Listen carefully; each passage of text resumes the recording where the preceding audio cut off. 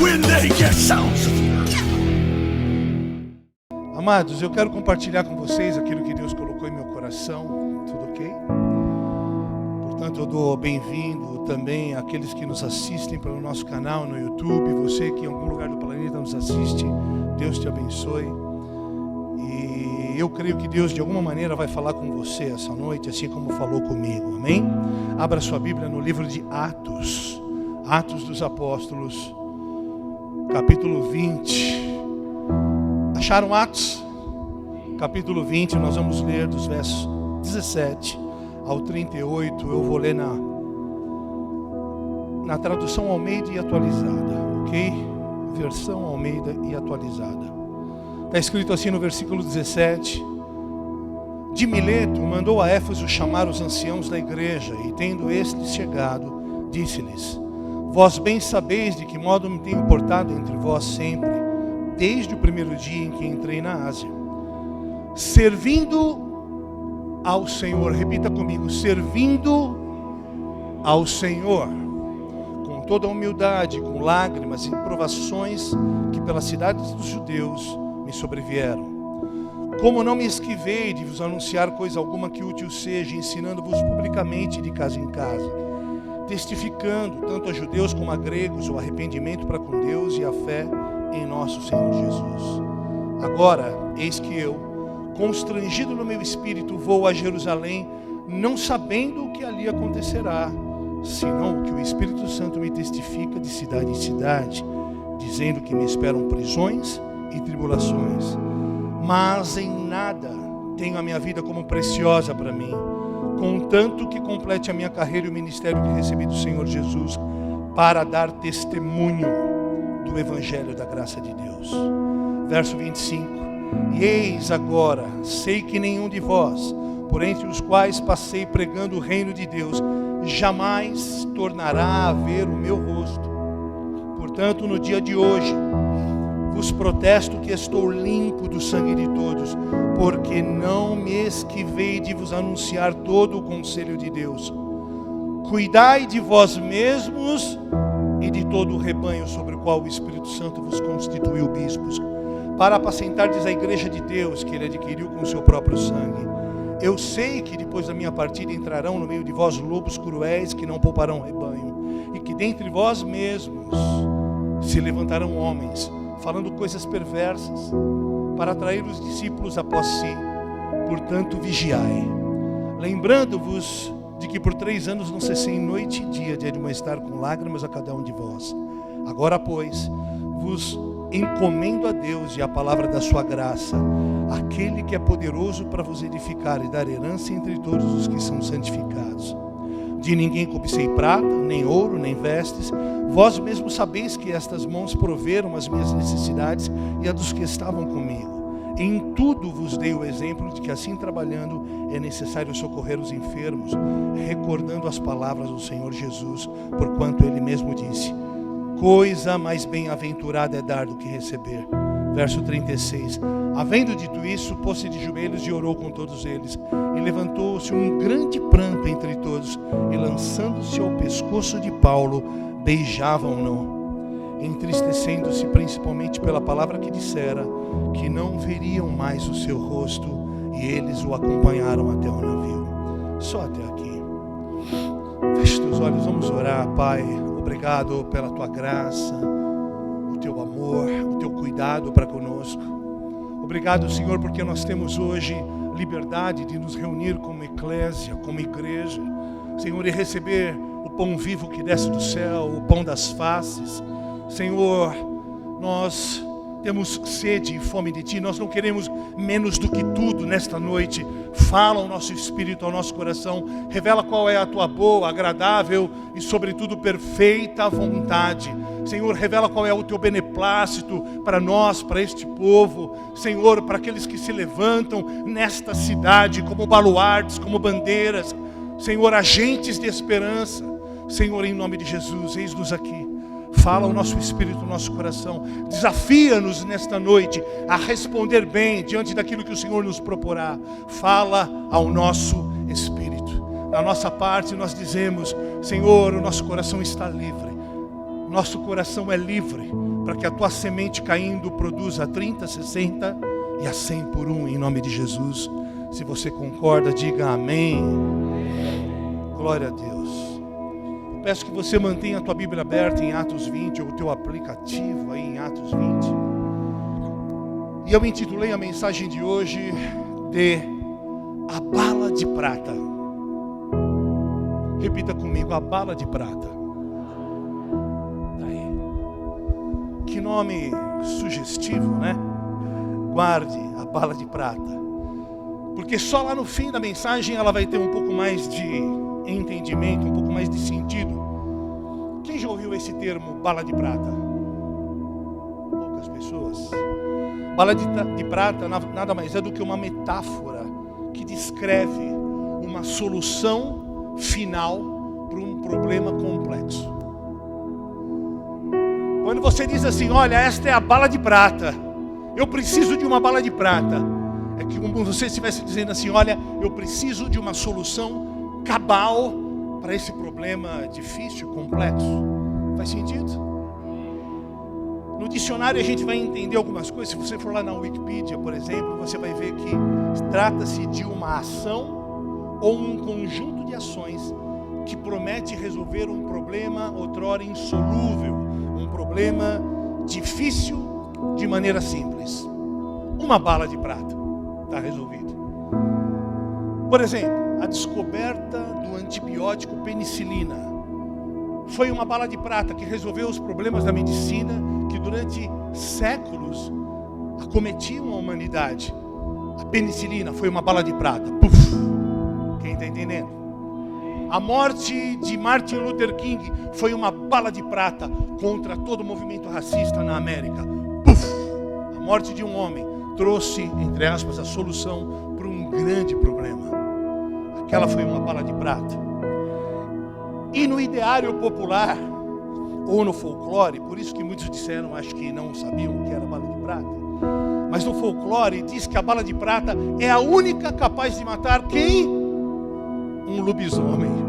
Não olha para mim, eu fiz a barba, eu não sou o Tony Ramos. Eles nem sabem quem é o Tony Ramos nessa geração. Quem é o Tony Ramos? Mas enfim, vamos voltar lá para o texto de Paulo, mas deu para entender um pouco o que significa o termo bala de prata? É a solução final para um problema complexo. É a única solução para matar os monstros circunstanciais da nossa vida. Os lobisomens que estão por aí, por aqui. Tá claro para ti? Então vamos lá voltar para o texto de Paulo e ver o que uma coisa tem a ver com a outra e o que Paulo está comunicando comigo e com você essa noite. Fala para o teu irmão, fica atento. Vamos lá, vamos olhar a estadia do apóstolo Paulo em sua terceira viagem missionária lá na cidade de Éfeso. Foi o texto que nós lemos. E em nenhuma outra viagem missionária a visita de Paulo tinha causado tanto impacto. Em nenhuma outra viagem de Paulo havia produzido tantos resultados tão promissores, tão fortes. Talvez algo semelhante tenha acontecido apenas na ilha de Malta, lá em Atos 27, quando ele sofre um naufrágio e chega ali na ilha, ainda é mordido por uma víbora. Lembram-se disso? Aquela ilha foi completamente transformada em pouco tempo. O fato é que a igreja de Éfeso foi imediatamente estabelecida por Paulo e se tornou a igreja mais importante do Novo Testamento, suplantando inclusive Jerusalém e Antioquia. Apesar de o livro de Apocalipse nos falar de que eles foram uma igreja cheia de letra, ortodoxa e sem vida. Mas nós não vamos nos ater aos aspectos ruins, mas aos aspectos bons de Éfeso. Então Éfeso era uma grande cidade situada na Ásia, que tinha características cosmopolitas, era um tipo de Nova York da Ásia, onde todos os caminhos se cruzavam, gente de todos os povos se cruzavam ali naquele lugar. E naquela época, Éfeso tinha mais ou menos, deixa um pouquinho mais baixo, filho, por gentileza, mais ou menos 300 mil habitantes. 300 mil habitantes. É muita gente. como toda grande cidade, enfrentava os problemas corriqueiros do dia a dia. Mas também tinha um upgrade a mais em Éfeso. Éfeso era a cidade da grande deusa Diana, a famosa Diana dos Efésios. Fazendo aqui um paralelo distante, talvez Éfeso se assemelhasse à Aparecida do Norte. Quando você chegava em Éfeso, tinha imagem por todo lado da Diana dos Efésios. E isso tomou Éfeso de tal maneira que ela se tornou também um centro de idolatria e de feitiçaria, o maior centro de idolatria e feitiçaria. Mas o impacto da passagem de Paulo foi tão grande que no período que Paulo esteve ali, 3 anos, tudo foi virado do avesso. Inclusive, Diana dos Efésios perdeu o seu posto de deusa, porque houve uma derrocada econômica na cidade, justamente naquilo que era um pilar econômico da cidade, o comércio em torno dessa deusa. Quando Paulo passa por lá, aquilo vira do avesso. O espírito da idolatria foi destruído, uma potestade local foi destruída, e multidões vinham todos os dias por evangelho. A feitiçaria foi desarticulada e a palavra prevalecia dia após dia. Ao redor, cidades inteiras eram implantadas, impactadas, infectadas com a graça do evangelho. Na província como as que conhecemos, Sardes, Tiatira, Esmirna, Pérgamo, Filadélfia, Colossos, Laodiceia e Hierápolis, todas elas estavam sendo infectadas, no bom sentido, com o espírito que Paulo portava e carregava. Uau! E em pouco tempo aquela igreja então se tornou de centro de idolatria no maior centro de influência cristão da Ásia Menor. Aleluia! 3 anos, 3 anos, um homem. Quantas pessoas tem aqui hoje? Um homem mudou uma cidade e as cidades ao redor em 3 anos. Um homem. E esse era o retrato da época no texto citado, mas curiosamente, Paulo se vê em determinado momento deixando a cidade por obediência a Deus. E então ele recebe da parte de Deus uma outra direção. E ele junta o seu presbitério, os seus pastores, os seus líderes, e ele começa a comunicar algo. Havia uma razão maior para aquilo, então Paulo se prepara para deixar a cidade. Qual que era a razão de Paulo deixar a cidade naquele momento? Paixão e misericórdia. Repita comigo: paixão e misericórdia. Paulo descobriu, e pelo Espírito ele discerniu que havia uma necessidade premente numa cidade situada na região da Judéia. E então ele já começa a tomar o cuidado de levantar uma oferta. E detalhe, ele começa a levantar oferta dentre igrejas gentílicas, ou seja, elas não eram convertidas. Pergunta para o irmão que está do lado: gente que não é convertida, oferta? Crente não oferta, gente que não é convertida oferta, você tem certeza? E aquelas igrejas ali de Acácia e Macedônia, e essa é uma passagem muito usada pelos pregadores, né? Esse assunto daria uma pregação, mas todo mundo quando vai falar de oferta fala da Macedônia. Por quê? Porque eles eram paupérrimos, muito pobres, mas eles clamaram a Paulo, pelo amor de Deus, nos dê a honra de participar dessa graça. Nos permita, por favor, ofertar. Uau! Olha o discernimento, olha a revelação daqueles homens ou daquela cidade. Fala assim pro irmão que está do teu lado, bem baixinho assim: quem não é crente dizima mesmo? Oferta mesmo? Será que oferta? Mas detalhe, eles iriam ofertar em outra igreja. Aí piorou, porque existe igreja que oferta em outra igreja, pastor? Piorou. Mas era o que estava acontecendo. Devia ser um negócio muito sobrenatural que estava acontecendo ali. Enfim, e aí Paulo se move e deixa a cidade dentro de uma nova estação mostrada por Deus. Ou seja, a gente falava há pouco, a nuvem se move, nós temos que nos mover. A coluna de fogo se move, nós precisamos nos mover. Deus não é um Deus que fica mudando de ideia. Existem as questões que são periféricas e Ele tem o dinamismo e a soberania para Ele cuidar das coisas e fazer coisas novas. Mas as coisas que foram estabelecidas com uma palavra, meu irmão, Ele é imutável. Passarão os céus e a terra e ela não passará. Mas existem questões periféricas que dentro das verdades presentes Deus faz. Quem está me entendendo? Então Paulo estava saindo de Éfeso e ele estava dizendo assim: olha, eu estou indo embora, mas eu estou deixando padrões, protocolos, ensinamentos, princípios que vocês precisam não apenas analisar, conhecer, mas vocês precisam viver. O que Paulo estava dizendo para nós é o que ele está dizendo para nós hoje, o que ele estava dizendo ontem.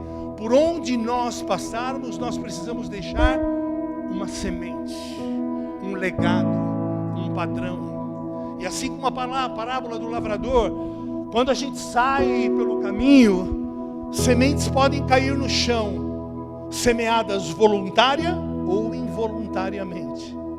Então que as nossas sementes possam deixar um legado cujo princípio possa ativar o reino de Deus na terra. Faz sentido? E é nessa saída, nessa transição, nesse interim que Paulo então junta os seus líderes para tratar desse assunto sério.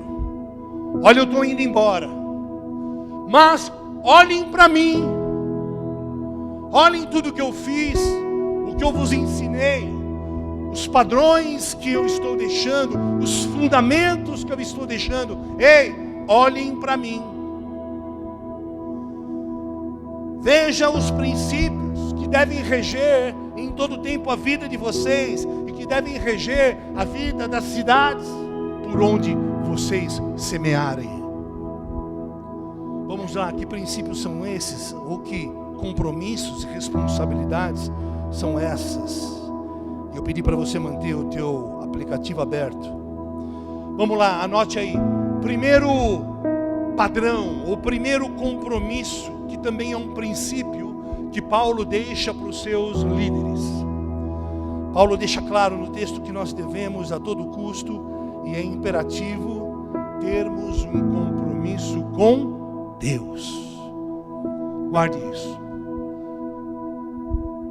Olha, eu estou indo embora, mas a primeira coisa que vocês têm que ter em mente é que vocês devem manter o seu pacto com Deus vivo, o seu compromisso com Deus latente, queimando em seu coração. Não tirem de mente, de foco, que vocês devem ter um compromisso, primeiramente, com Deus. E a palavra compromisso significa promessa solene, obrigação, acordo entre litigantes, encontro marcado, e a que eu acho mais apropriada, dívida. Ou seja, nós temos uma dívida com Deus, um pacto com Deus. E nós lemos lá no verso 19, eu fiz questão de nós repetirmos, no verso 19, Paulo diz assim: olha, servindo ao Senhor, com toda a humildade e com lágrimas e provações que pelas ciladas dos judeus me sobrevieram. Ele está dizendo assim para os seus presbíteros, para os seus líderes e pastores, para os seus filhos espirituais: olha, sirvam ao Senhor com toda a humildade. Não olhem para ciladas, semeiem com lágrimas. Sirvam ao Senhor. Sirvam ao Senhor. E aqui é importante a gente frisar algo. Uma das coisas mais importantes para você, meu irmão cristão, que é um líder. Não, mas eu não tenho chamado. Todos nós temos. Segundo Isaías 61, todos somos reis e sacerdotes. Todos nós temos um chamado. Todos nós. A primeira coisa que nós precisamos entender e ter como foco central da nossa vida é saber a quem estamos servindo. A quem estamos servindo? E por que isso é importante? Porque se nós não tivermos a revelação de a quem estamos servindo, nós corremos o risco de servir a nós mesmos. Nós corremos o risco de, na pior das hipóteses, servir a instituição, servir a máquina eclesiástica religiosa, servir a tudo aquilo que o homem fez, dando o nome de coisas que são para Deus, dando o nome de cristianismo. Quem está entendendo? A gente corre o risco de estar servindo a igreja local e amando mais a igreja local do que Deus. Está cheio por aí. E nós não podemos cair na cilada de servir a máquina, a instituição e torná-la maior do que pessoas. Porque as pessoas são muito maiores do que a igreja institucionalizada. Porque a igreja, entre aspas, somos eu e você. Por isso nós precisamos saber a quem estamos servindo, porque do contrário nós corremos o risco de institucionalizar a Deus. E é assim que nasce a religião, como nasceu em 300 anos depois de Cristo, com a constantinização do que a gente chama de cristianismo. Meu irmão, você não é um cristão, você é um ministro do reino. Você é um ministro do reino. Por isso nós precisamos saber a quem estamos servindo. Precisamos ter essa revelação. Em certo momento Jesus diz assim para os seus, e ele perguntou: quem dizem que eu sou? E alguns disseram: tu és o Elias. E outros disseram: tu és João Batista. Enfim, todos se equivocaram, não sabiam a quem serviam. E de repente o mais improvável, o mais tosco, o mais puro e visceral foi o que respondeu certo. Pedro disse: tu és o Cristo, o Filho do Deus vivo. Então ele diz: bem-aventurado és tu, Simão Barjonas, porque não foi nem carne nem sangue que te revelou, mas meu Pai que está no céu. Por isso nós precisamos ter a revelação de quem é o Senhor e também de quem está ao seu lado. Quem está ao seu lado? Existe uma profecia seríssima do próprio Jesus no Evangelho de Mateus. Vocês podem abrir em qualquer versão, Mateus, capítulo 12, verso 42. Bote na tela, por gentileza, Mateus 12, 42.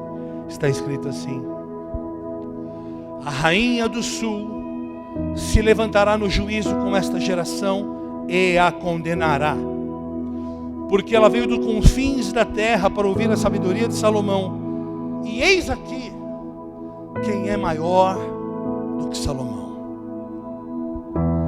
Essa passagem faz menção a 1 Reis 10,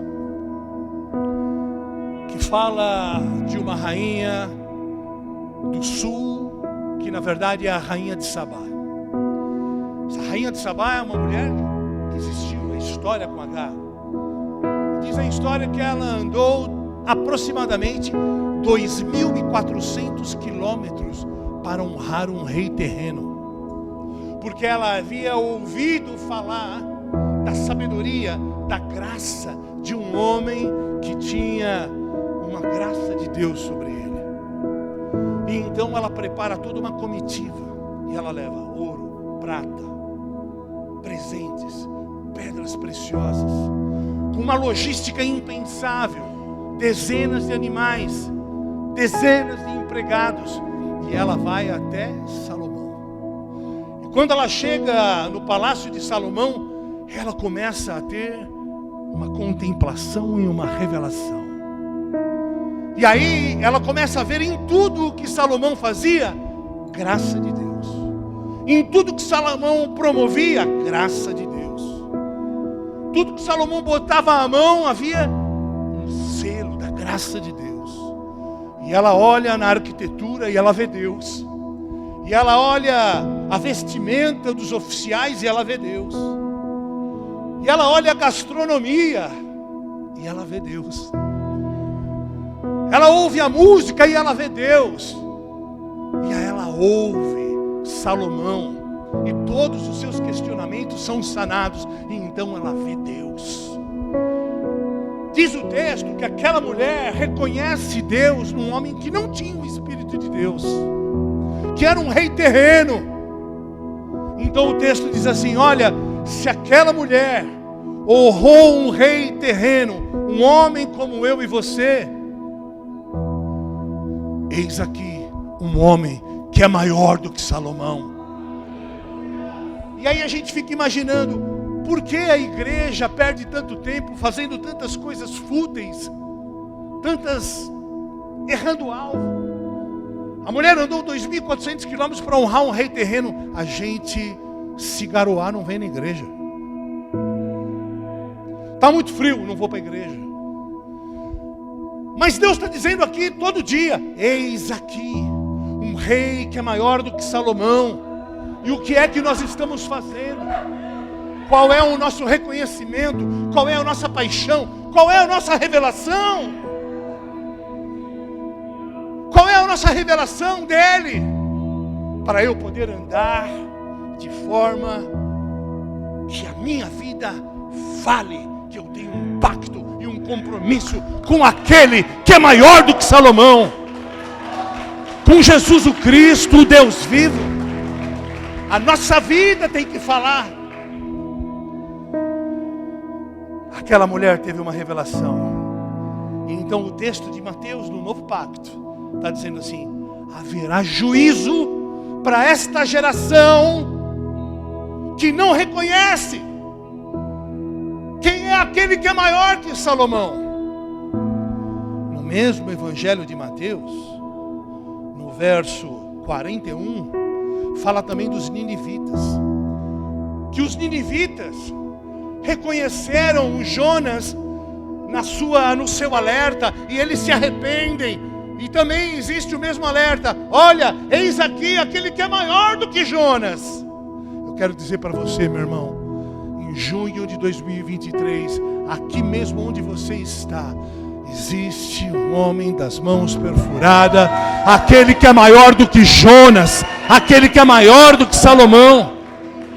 E ele não está aqui não, ele está em você. Você tem o Espírito dele.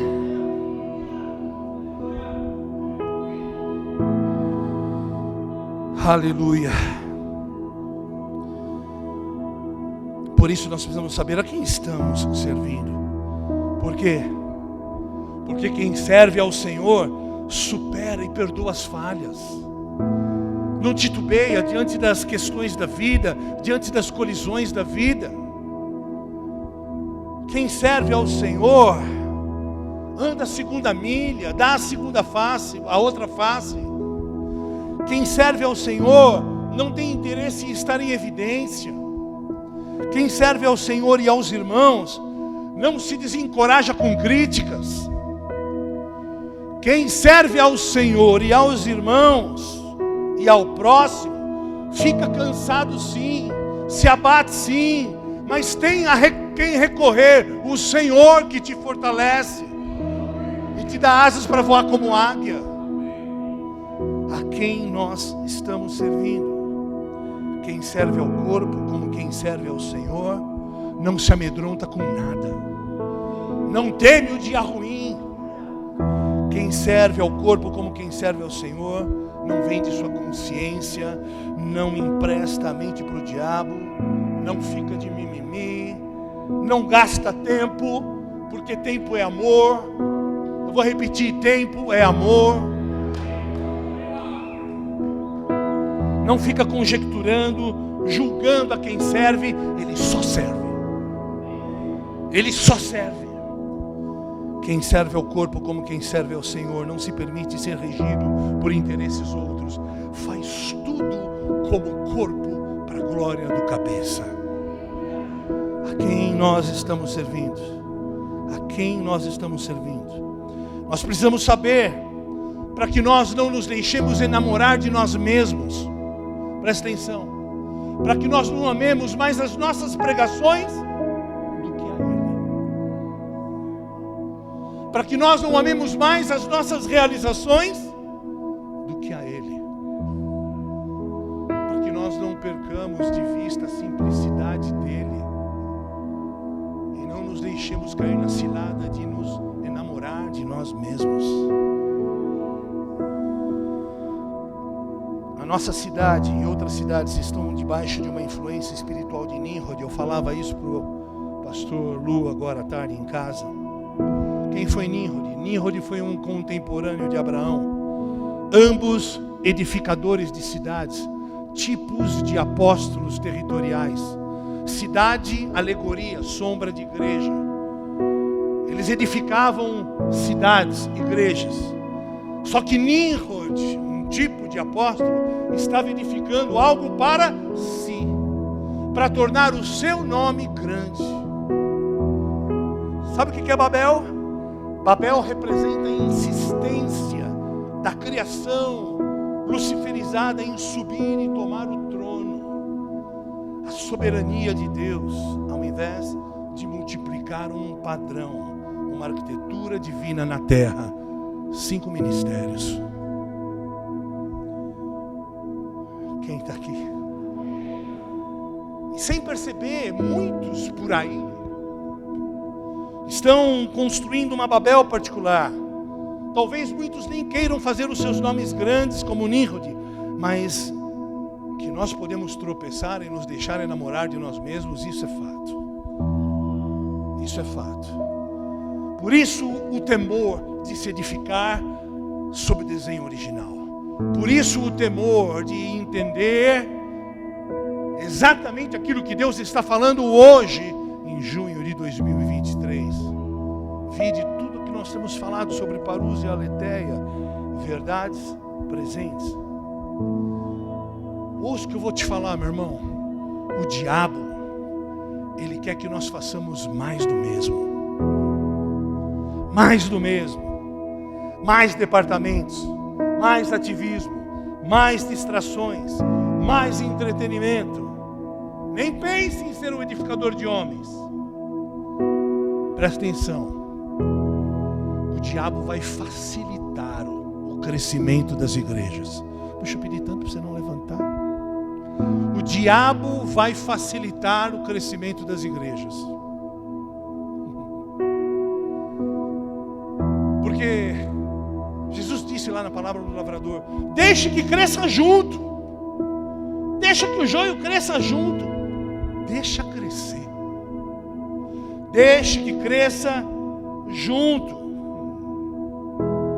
Agora, construir debaixo do desenho original vai ser muito mais difícil. Ter consciência que nós temos uma genética apostólica e implantar esse desenho na terra vai ser muito mais difícil. Mas Paulo também tem um encorajamento para nós. E ele diz que nós precisamos de um mindset, que é uma reprogramação mental. E nós sempre lembramos aqui Romanos 12:2. Não se amoldem ao mundo, antes renovem a vossa mente, para que conheçais a boa, perfeita, agradável e perfeita vontade de Deus. Quando Paulo é jogado por amor ao chão pelo Senhor, Paulo tem aquela visão apocalíptica, uma fissão nuclear diante dele, e a Bíblia diz que era uma luz tão forte que excedia a força da luz do sol. E ele diz: quem é, Senhor? Eu sou Jesus, o Cristo, a quem tu persegues. Com outras palavras, por que você reluta, Paulo, em lutar comigo? Duro é para ti recalcitrar contra os aguilhões. Por que você me resiste, Paulo? Eu tenho te buscado a vida inteira. Esse tombo que você tomou fui eu. É um tombo pedagógico que eu te dei. Sou eu, o Cristo. Vai a tal lugar que eu vou dizer o quanto você vai sofrer e viver por amor de mim. Sabe por que eu me revelo a ti?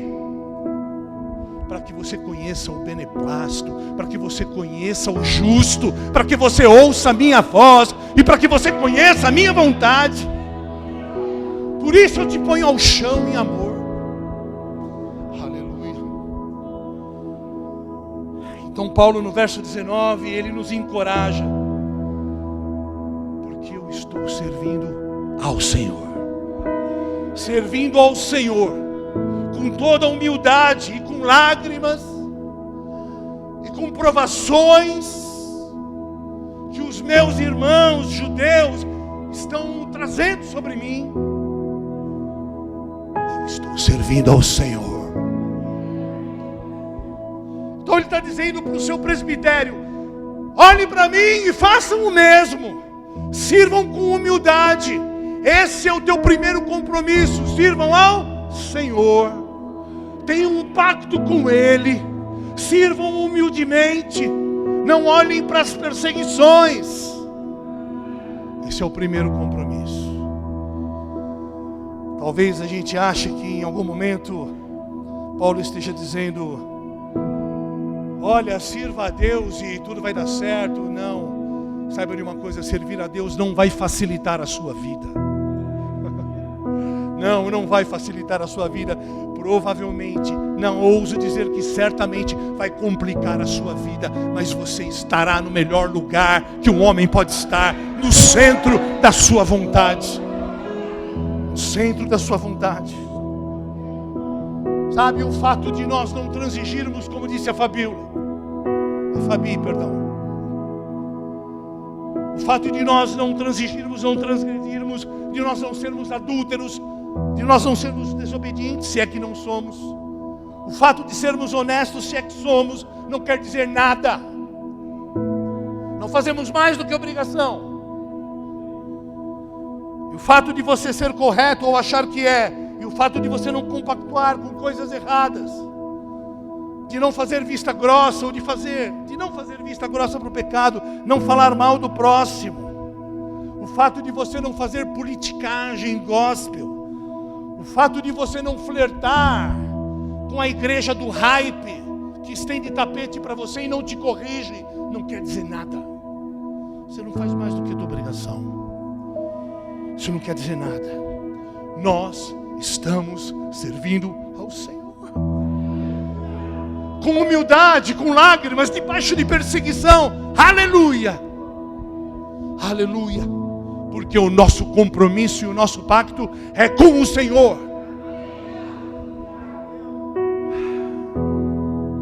Ah, mas como assim? Então, lágrimas, perseguições, ciladas. Meu Deus, como assim? Sorria para quem está do teu lado agora e diga assim: welcome to the church. Fala assim para ele: welcome. Ou diga assim: bem-vindo.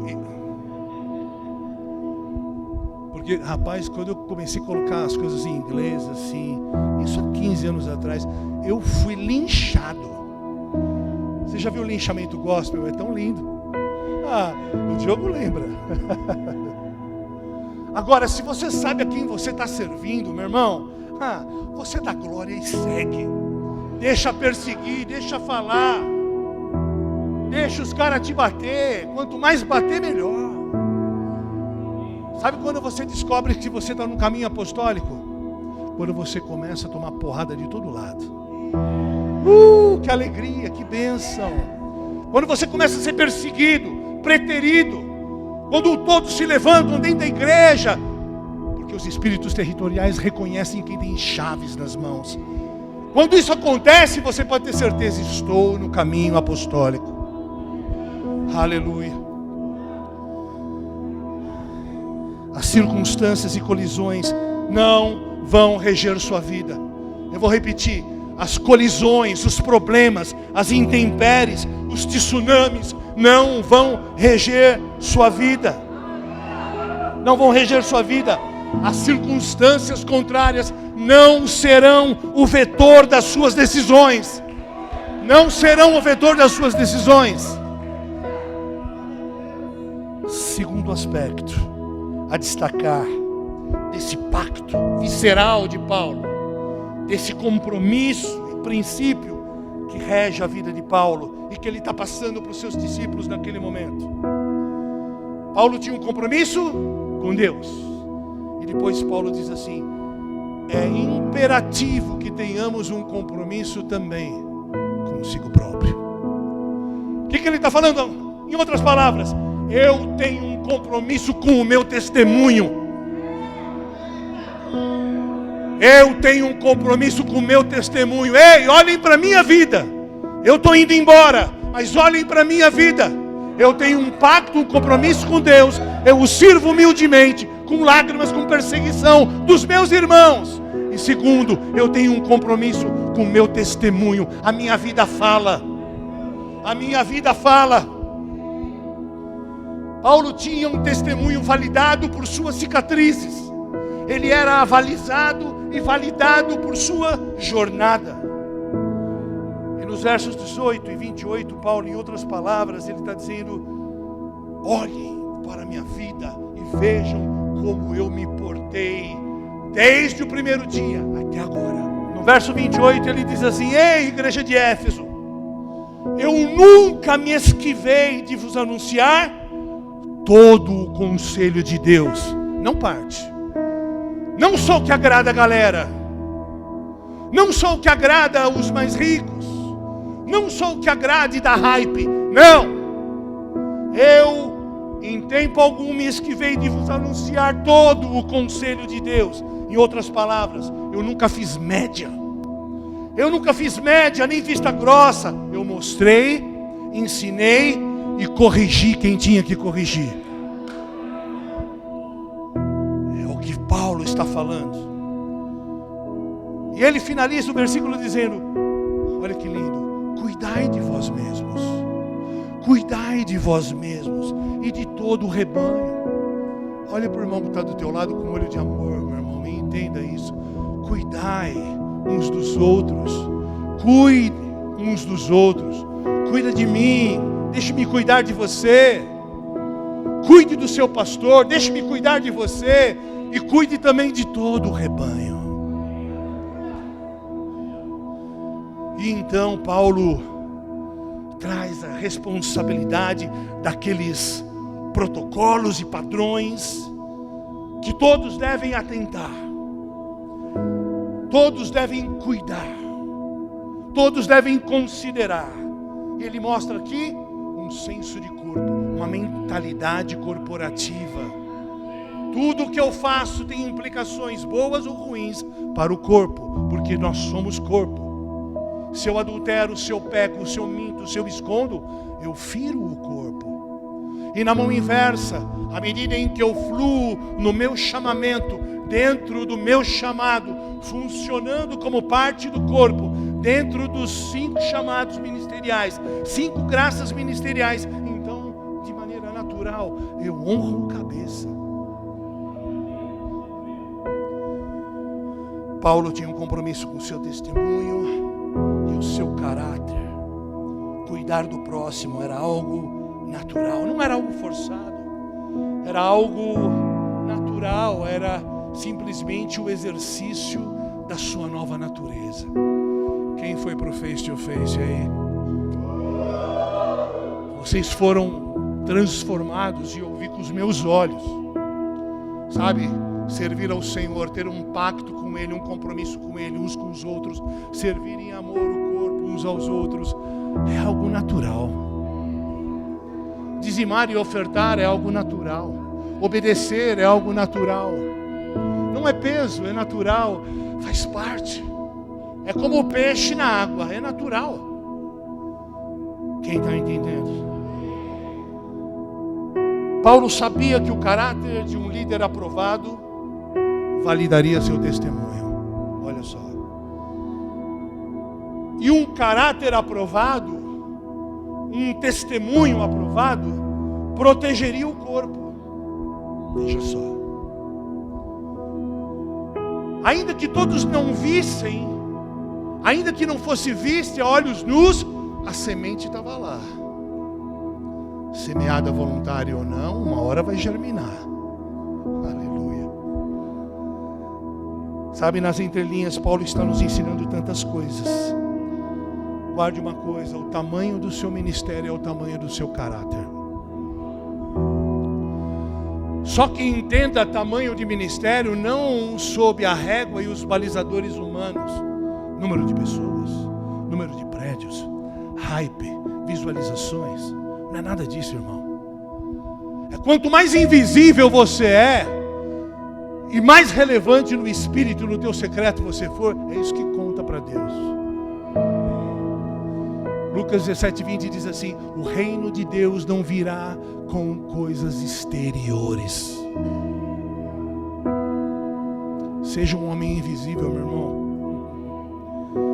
O que Deus quer é ver você sem palavra alguma, com uma vida invisível, transformando tudo ao teu redor. A geografia onde você foi plantado.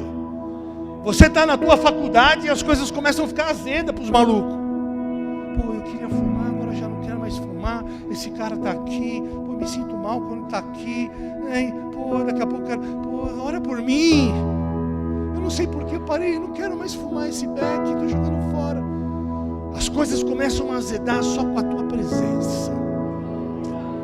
Aquelas moças que estavam outrora perdidas começam a querer andar com você, porque a tua beleza é diferente da delas. A tua beleza exala pureza. Você não precisa se vestir de maneira sensual, com decote. A tua beleza fala, a tua sabedoria, a tua graça fala. É como Esther, você é uma rataça contemporânea nos lugares aonde você for plantado, for plantada.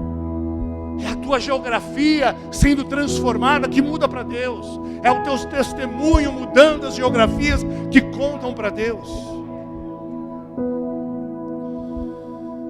Não tente fazer o caminho inverso. Não se preocupe com sua reputação. Construa caráter no lugar de reputação.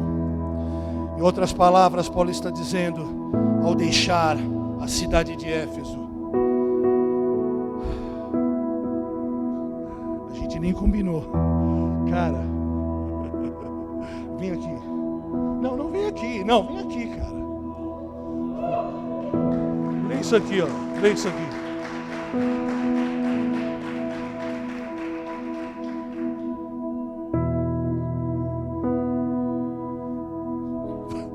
Eu não peguei no iPad, eu subi, ficou lá contigo lá.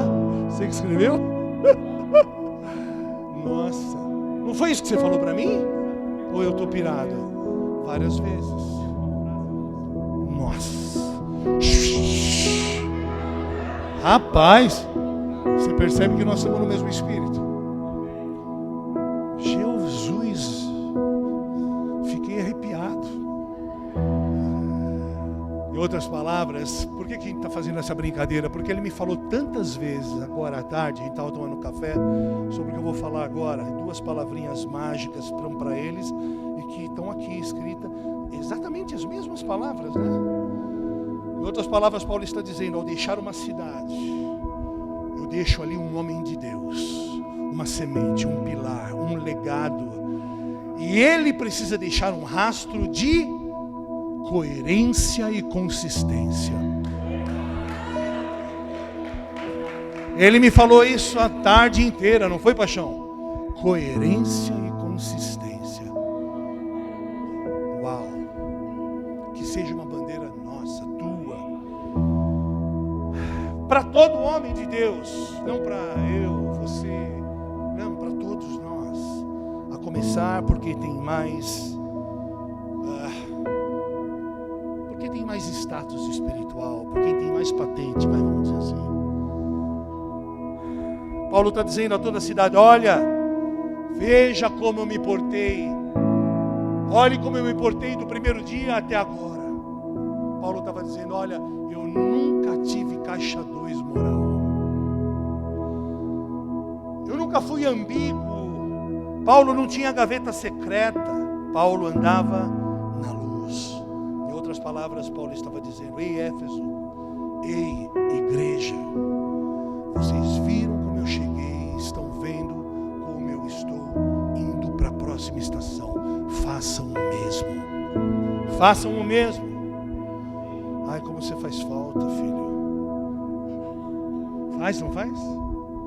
A gente vai, eu vi uns 2 ou 3 dormindo, mas levanta os braços sim, fala. Presta atenção. E Paulo continua a nos ensinar como devemos cuidar uns dos outros e de nós mesmos. Lembram-se, primeiro compromisso com Deus. Segundo compromisso, conosco mesmo, com o nosso testemunho. Cuidem uns dos outros. Cuidem uns dos outros, porque o pastor está saindo da cidade. Eu estou deixando o rebanho. Cuidem vós mesmos do rebanho, porque vai chegar um tempo que os lobos vão querer devorá-los. Cuidem vós mesmos, porque eu, pastor, estou indo, mas eu deixo uma graça, um princípio e padrões. Eu deixo chaves, princípios, ensinamentos. Está em você. Aleluia. Agora deixa eu te dizer uma coisa. Você não pode cuidar de ninguém se você diante do espelho não for uma boa ovelha. Você não pode cuidar de ninguém se diante do espelho você não for uma boa ovelha. Quem está feliz com Jesus? Guarde isso. A primeira ovelha do teu rebanho, sabe quem é? Você. A primeira ovelha do teu rebanho é você. Logo de manhã, você vai matar o dragão que dormiu do lado de cá da boca. Você vai escovar os dentes, tá? Era só. Logo você olha no espelho, essa é a primeira ovelha. Ah, eu não tenho rebanho, eu não tenho chamado. Tem sim. Tem sim, todos, sem exceção. Ah, pastor, mas o meu chamado é um chamado de, sei lá, cabeleireiro gospel das nações. Pô, irmão, amém, glória a Deus. Está aqui um missionário que já foi para a China e tantos outros países. Mas vamos combinar uma coisa? Vamos fazer o básico. Vamos fazer o arroz com feijão. Depois você vai ser cabeleireiro gospel nas nações, amém? Vamos fazer o básico. Olha, a culpa é de Paulo, ele que escreveu essas coisas, tá? Presta atenção, amados, há uma grandíssima possibilidade, uma enorme possibilidade da ovelha mais complicada do teu aprisco ser você mesmo. Olha isso. A ovelha mais difícil de apacentar ser aquela que você vê no espelho. E eu gosto de Paulo porque Paulo é caveira, Paulo é bobe, Paulo é bruto, Paulo é visceral, Paulo ele não é delicado, ele é verdadeiro, ele é real, ele manda no peito. Porque a gente já não tem mais tempo a perder, porque a gente já perdeu tudo. Nossa vida não é nossa. Não dá mais para perder tempo dizendo vamos. Porque quando a gente tem a revelação de quem é o Pai Celestial, acabou, meu irmão. Você está cego. Quando você tem a revelação das pessoas que estão ao seu redor, você serve e pronto. O caráter do líder é o que flui para a liderança, desde que ele tenha revelação. Nós falamos alguma coisa assim também hoje. Hoje, infelizmente, se o pastor corrige alguém, ele é ruim. E ao invés das pessoas fecharem com o pastor, fecham com a pessoa que foi corrigida. Discernimento zero, revelação zero. Aqueles homens, como a gente leu no final, no último versículo, grudaram no pescoço de Paulo e o beijaram, porque o reconheciam, porque tinham revelação de quem ele era. Eu sou do tempo, meu irmão, em que figuras de autoridade eram respeitadas. Pais biológicos, mães biológicas, vó, pastor, a gente obedecia, meu irmão. Seja por amor ou seja por terrorismo. Você obedecia. Eu passei por tudo, meu irmão. Eu passei por homens que foram pais de amor, e eu passei por gente que foi opressora e tirana, mas eu obedeci ambos. Mas esta é uma geração que não reconhece figuras de autoridade, e esse tem sido um grande problema. para que a igreja dos últimos dias realmente possa pisar a cabeça da serpente. Nós precisamos amadurecer. Quem está aqui comigo? Ai, o apóstolo falou duro comigo. Ai, o fulano... Meu irmão, vai ter dia que eu vou ter que falar duro com você. Então eu vou falar com o Fábio, porque o Fábio, pô, já falei, o Fábio é evangelista. O Fábio da BJ encaixou, meu irmão. Eu não estou falando que ele não tem discernimento, que ele é tolo. Mas tolo é quem vai buscar, né, muitas vezes, um consolo no colo do evangelista, achando que ele vai passar talquinho em você, e você, na verdade, está gerando um motim dentro da igreja. Quem está entendendo? Paulo está dizendo, eu estou indo embora, olha para mim. Olha para a minha vida. Eu estou deixando aqui padrões e ensinamentos. Se você caçou borboleta até hoje, meu irmão, agora Deus está te chacoalhando em junho de 2023. Eu estou deixando padrões, eu estou chacoalhando a minha igreja na terra e eu espero respostas de vocês. Chega de entretenimento.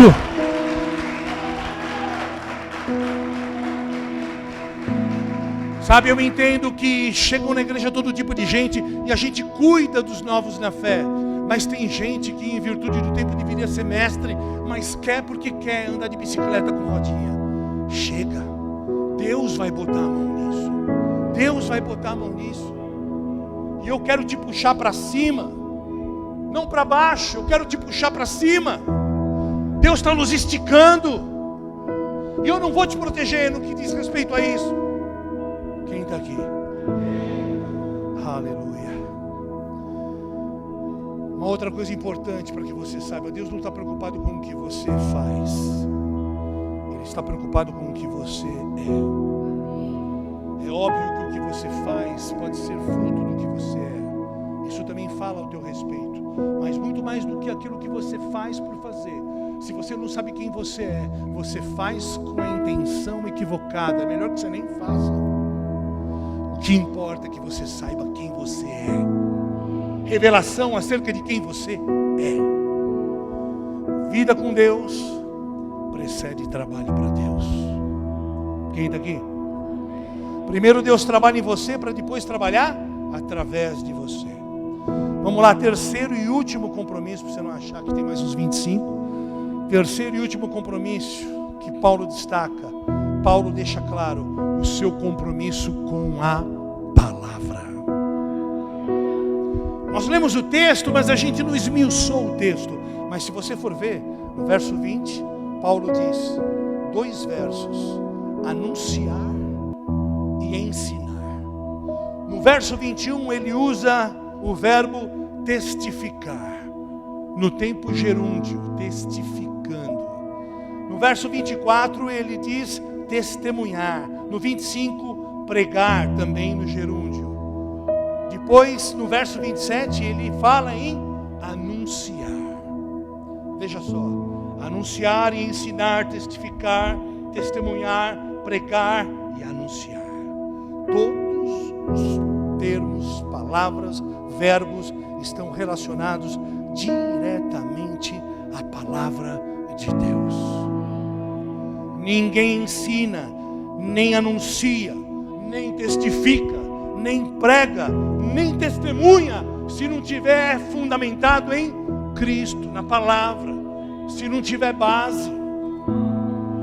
Paulo não está ensinando ninguém a fazer tenda mais, esse tempo passou. Paulo está dizendo, olha para a minha vida fala, porque eu sou como a palavra é. Como Jesus disse em João 1, o verbo que se fez carne. Quem está aqui?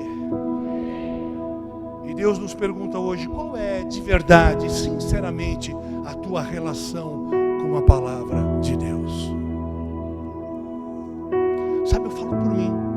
Muitas vezes a gente tem que pregar uma mensagem e a gente passa a semana toda corrida. E aí chega na sexta-feira, Deus começa a dar uns spoilers, uns sparks. E aí você, eu preciso parar.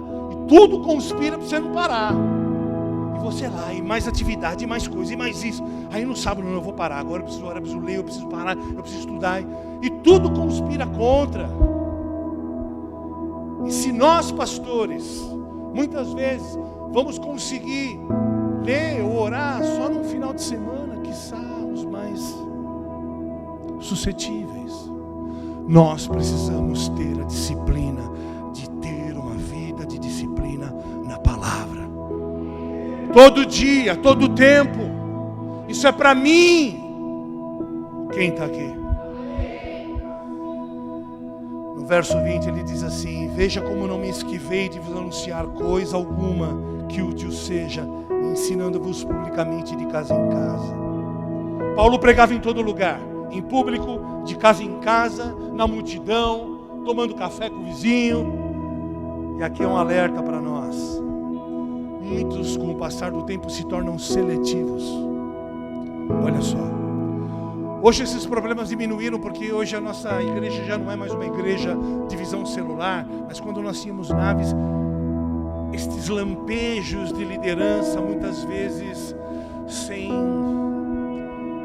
disciplina, era latente. E a gente percebia que às vezes havia uma certa seleção na hora de amar. Tem que falar. Tem que falar. A gente tem dificuldade em amar o negro, o pobre, o cara que está lá no último banco porque não quer ser visto. A gente tem dificuldade. Mas a gente gosta de amar o cara que parou de carro bacana na porta. Tem que falar, meu irmão. Tem que falar. Tem que falar, tem que falar. Isso é para mim, em primeiro lugar é para mim. O cara parou com o carro bacana, tal. Esse cara, por mais força que a gente faça, esse cara tem um trânsito mais livre. Isso é para a gente pensar. Paulo era o mesmo. Paulo se relacionava com todos. Paulo não escolhia para quem pregava. Certa feita ele chega lá na Grécia, ali no Aerópago, e um monte de estátuas em homenagem a vários deuses pagãos, obviamente. E aí ele, de maneira extremamente sábia, rápida, perspicaz, ele vê ali uma estátua. Era a deixa que ele queria, veja. Tinha um Deus que era o Deus desconhecido. Ele falou: é esse que eu vos apresento, a saber, Cristo Jesus. Uau! E aí ele pega aquela deixa e ele manda no peito dos caras, os gregos, um povo empolado, soberbo, altivo, toda a cultura helênica que ditou a moda, a culinária, as finanças, os grandes pensadores, os grandes filósofos, as grandes rotas comerciais, tudo passava pela Grécia. A Grécia era a cereja do bolo. E Paulo vem e dá no meio. Pum! Ele não queria saber nem a quem, nem porquê. Ele simplesmente, em tempo ou fora de tempo, ele pregava a palavra do Senhor. E aqui é um alerta para nós não nos acharmos importantes demais, ou no pior dos casos, nos vestirmos em alguns momentos de uma falsa piedade. Paulo nos dá uma lição para sermos seletivos às avessas. Quando você perceber que a tua alma está querendo te pregar uma peça, sabe o que você faz? Sabota ela. Ah é? Tu está com dificuldade de abraçar o cara que chegou de ônibus? Então é ele mesmo que eu vou abraçar. Você...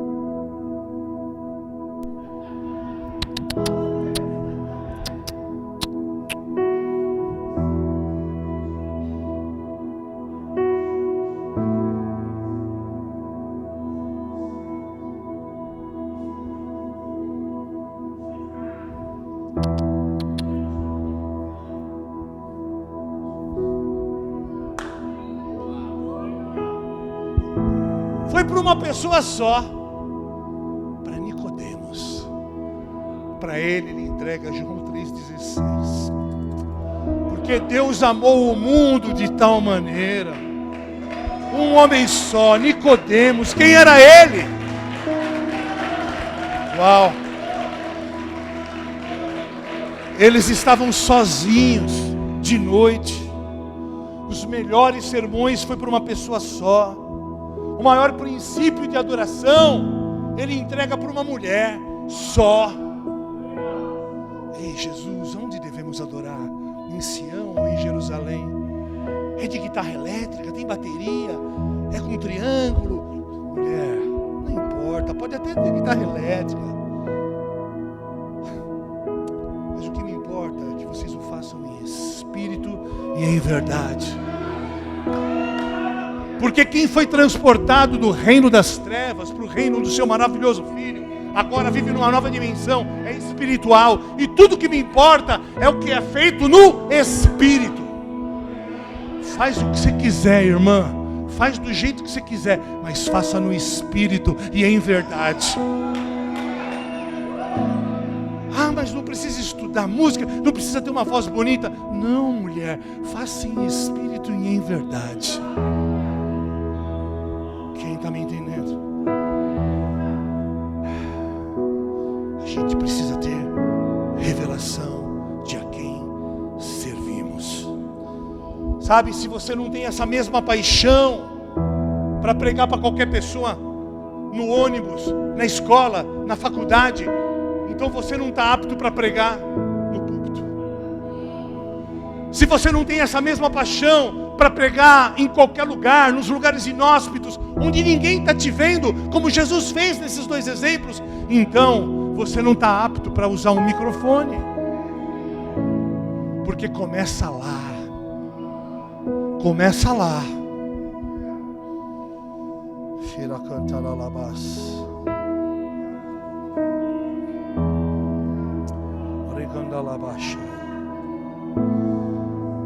Paulo era um cara constante.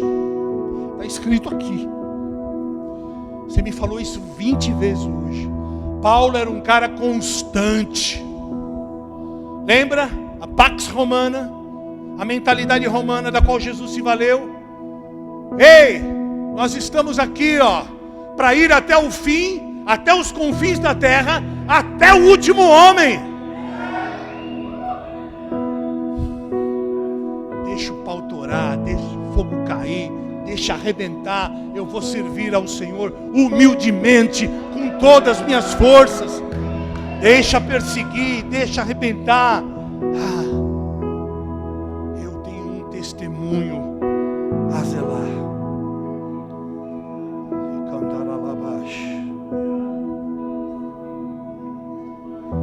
Paulo depois fala, eu estou querendo aqui abreviar o tempo. Paulo depois fala de arrependimento, de fé, que são aspectos da conversão. Fica claro que Paulo era um mestre, que ele fluía nos 5 ministérios, mas Paulo era um tremendo de um evangelista. Meu irmão, e evangelista, como o Fabão, evangelista prega até no velório, meu irmão. Quer aceitar Jesus? Ele dá um jeito. Ele dá um jeito de engatar uma... Você quer aceitar Jesus? Sabe, a gente parou. A gente... Quem está entendendo? E Paulo está dizendo, olha para a minha vida. Olha para a minha vida. Ei, olhe para mim. Faça o que eu faço. E Paulo está gritando na despedida de Éfeso. Olhem para mim. Olha o padrão que eu deixo. Olha o que eu estou falando a vocês. Guardem esses princípios.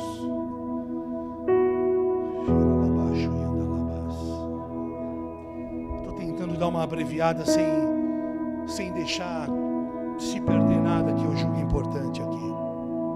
Paulo não perdia oportunidade como evangelista. É velório? Eu vou mandar um apelo aqui. O que tem para hoje? O que tem para hoje, Jesus? Acordou, saiu de casa, vai e faz. Sem choro, sem murmuração. E aí no verso 24, Paulo fala sobre vocação. Todos nós aqui somos vocacionados. Ele fala de soberana vocação. Paulo não era um aventureiro.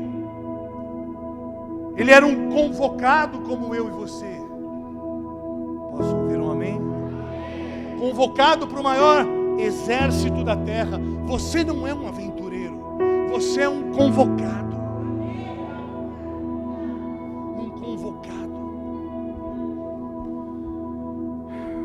Paulo está dizendo assim: eu não estou nem aí com a minha vida, não estou preocupado com nada, não me importa mais nada, tudo para mim é esterco, desde que eu complete a minha carreira, cumpra com o meu chamado, honre o ministério ao qual eu recebi. Isso é soberana vocação. E eu o faço para dar testemunho do Evangelho e da graça de Deus. Eu não quero saber de nada, em nada eu tenho minha vida por preciosa.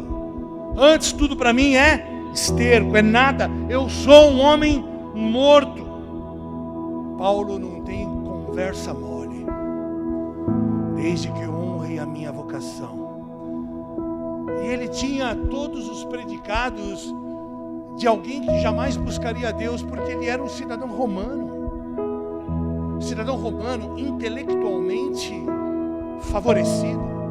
E quando a gente vê na época o que era Roma e o que eram os outros povos perto de Roma, os outros povos perto de Roma, eles eram como primitivos. Era uma discrepância abissal. Assim como hoje há uma discrepância abissal de conhecimento em relação a eles. Você sabia que existem estudos que dizem que hoje uma criança de 7 anos tem o mesmo conhecimento de um César romano? Olha que loucura. A mesma capacidade intelectual e conhecimento de um César romano. Loucura. Paulo estava no topo do status quo. Alguém relevante na sociedade, engenheiro. E ele deixa tudo pela soberana vocação. Ei, igreja de Éfeso, eu deixei tudo. Eu era engenheiro, tá? E eu deixei tudo pela soberana vocação. Por isso eu não faço média. Por isso eu tenho um compromisso cabal, final com Deus. Por isso eu atento para o meu testemunho. Por isso eu sirvo debaixo de lágrimas. Por isso eu sirvo debaixo de saravada de golpes. Por isso eu sirvo debaixo de pedradas, debaixo de naufrágios, de prisões, de frio, de fome. Porque eu tenho um compromisso com Deus. Se eu quisesse ser engenheiro, eu era. Ei, igreja de Éfeso, ei, igreja Gravidade Zero, ei, igreja do Senhor, olha para a minha vida. Paulo está dizendo, veja como eu me portei. Ei, vocês que estão aqui, olhem para Paulo. Veja meus exemplos, olha como eu me porto até hoje. Estou indo para outras cidades, porque eles estão necessitados. Mas vocês façam o mesmo que eu fiz. Ei, Gravidade Zero, será que vocês podem exercitar a vossa vocação sem questionamentos? É uma pergunta para nós. Ei, Gravidade Zero, será que vocês entendem o que é vocação soberana? Vocação soberana não é quando você tenta tudo na vida e não dá certo, você vem para a igreja. Ah, eu tentei ser engenheiro. Ah, eu tentei ser arquiteto. Ah, eu tentei ser dentista. Ah, eu tentei ser esportista. Ah, não deu certo, então eu vou para a igreja. Não é isso, soberana vocação. Não, é o contrário. É você ter todas as portas abertas para você ser um cara bem sucedido e você dizer, não, tem algo maior para que eu faça. Tem algo maior para mim. E eu entendo, veja bem, que nesse tempo, mais do que em outros tempos, deixar trabalho para servir ao reino é uma linha muito tênue. É muito mais sábio hoje o caminho equilibrado. Ser um CEO numa grande empresa, sendo pastor lá. Faz sentido para vocês? Só para que não pareça que eu estou falando para você não estudar, não trabalhar. Amém? O que é soberana vocação? Sabe o que é soberana vocação? são cadeias eternas de paixão. Soberana vocação. Eu fui chamado para uma soberana vocação. Eu estou apaixonado. São cadeias eternas da qual eu não consigo me livrar. Eu vou para lá, eu vou para cá, eu corro para lá. Eu já tentei me esconder, mas eu não consigo. Eu vou para lá, eu vou para cá, mas para onde eu vou? Eu sei que só tu tens as palavras de vida eterna. Eu não consigo me esquivar. Eu não consigo fugir desse amor. É uma vocação soberana que me toma e que me consome. E eu não consigo fazer outra coisa a não ser me deixar enamorar pelo Senhor. Vocação soberana. Ninguém precisa te falar nada. Ninguém precisa te ensinar nada. Você entra no secreto e sai de lá iluminado. E olharam para ele e foram iluminados. Seus rostos não serão confundidos. Ele não. Vamos lá? Tô brincando. Não é do teu tempo, né, filho? Olharam para ele e foram iluminados. Seus rostos não serão confundidos. Que lindo, que lindo.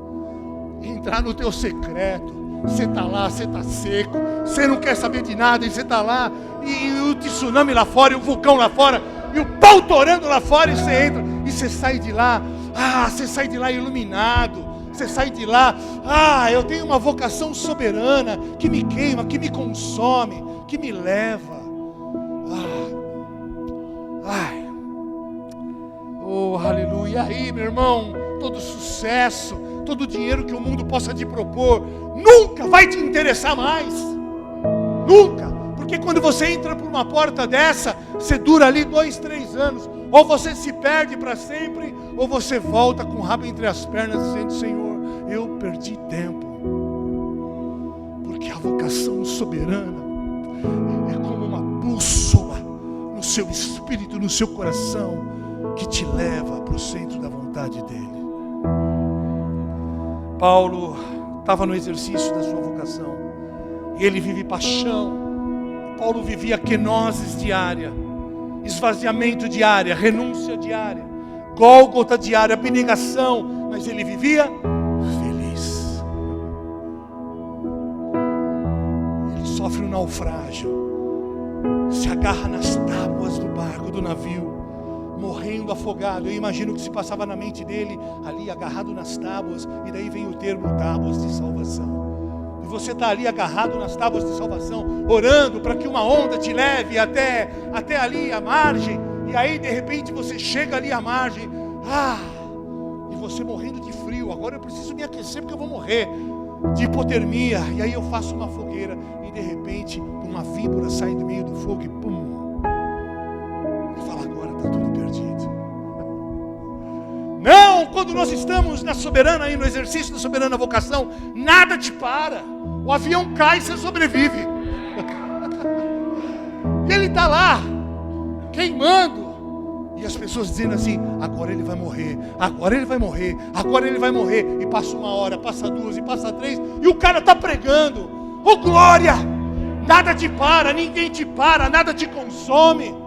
Porque você está cego, porque você tem um compromisso com o Altíssimo, um compromisso com o teu testemunho, e você está apaixonado pela tua soberana vocação. Eu quero te dizer hoje, meu irmão, eu quero te dizer hoje, que você é a bala de prata. Você é a bala de prata daquelas pessoas lá na tua faculdade. Você é a última esperança daquelas pessoas lá naquela sala de faculdade, lá na sala de aula, lá na tua comunidade. Você é a bala de prata. Você é a esperança dos desigrejados. Você é a esperança daqueles que estão descasados. Você é a esperança dos drogados, dos adictos. Você é a bala de prata de Deus. Paulo andava com essa convicção. Ele sabia: eu sou a esperança desses caras. Eu vou abrir a boca em todo tempo. Eu não vou morrer antes de cumprir o meu chamado. Humildemente eu vou servir. Eu tenho um pacto. Eu não quebro esse pacto. Eu tenho um testemunho. Aconteça o que for, eu sou a bala de prata. Você é a bala de prata, meu irmão. Você é a bala de prata. Você é a solução para o problema insolúvel de alguém do seu lado. Do seu lado. Você é a solução para quem não tem solução. Você é a solução para o teu filho. Você é a solução para o teu marido, que hoje não está aqui, mas ele vai vir. Você é a solução final para todo problema. Quem está aqui? Sabe, meu irmão, hoje pode ser o último dia, a última hora. Você sentado do lado de alguém no ônibus, e aqueles 5 minutos do lado de alguém no ônibus podem ser os últimos 5 minutos daquela pessoa. Você já parou para pensar? Então, instes em tempo e fora de tempo, pregue a palavra do Senhor. Olhe para a vida de Paulo e faça como Paulo. Olhe para os padrões. Veja como eu me portei. Veja meu testemunho. Veja minha palavra. Olhe para mim. Olhe para Deus. Não se deixe enamorar pelas suas realizações. Ele é. Humildemente sirva ao Senhor. Humildemente sirva aos irmãos. Humildemente sirva aos irmãos. Cuidem uns dos outros. Cuidem do rebanho. Aleluia. Eu tenho algumas boas notícias para te dar. No meio da jornada vão ter lágrimas. Vai ter ciladas. Vai ter difamação. Oh, glória. Vai ter mentiras a teu respeito. Muitos vão mentir a teu respeito. Muitos vão jogar tua história na lama. Deixe que faça. Vai ter dor. Vão haver deserções em massa. Vão haver abandonos. Vão haver pedradas circunstanciais, talvez literais.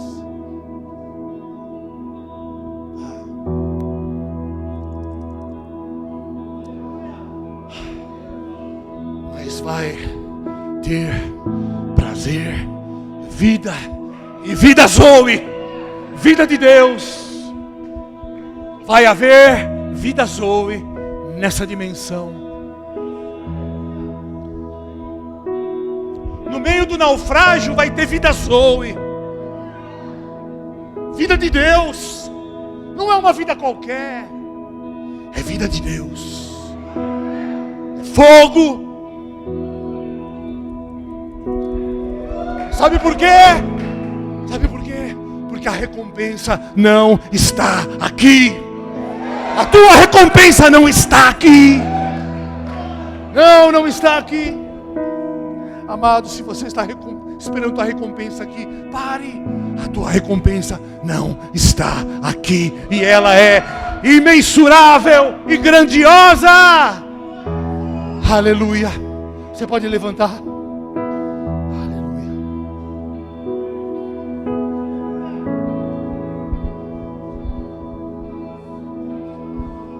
Você é a bala de prata.